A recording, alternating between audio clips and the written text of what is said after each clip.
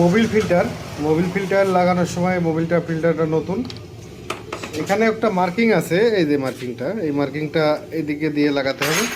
এই দেখেন, এই যে এইভাবে দিয়ে এখানে একটা মার্কিং, এই মার্কিং আর এই মার্কিং মিলে লাগাই দিলে ওকে।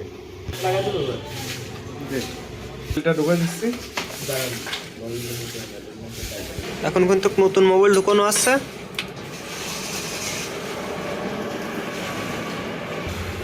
মোবিলটা কিন্তু ঢালা হয়ে গেছে। এখন আমরা গাড়িটা স্টার্ট করব। এটা স্টার্ট করব। গাড়িটা কিন্তু স্টার্ট হয়ে গেছে, খুব সুন্দর সাউন্ড আসছে।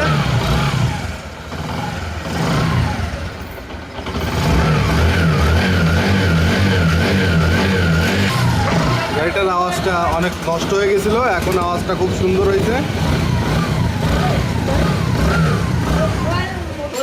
গাড়িটা কমপ্লিট হয়ে গেছে, আপনারা শুনতে পাচ্ছেন সাউন্ডটা কি সুন্দর হয়েছে।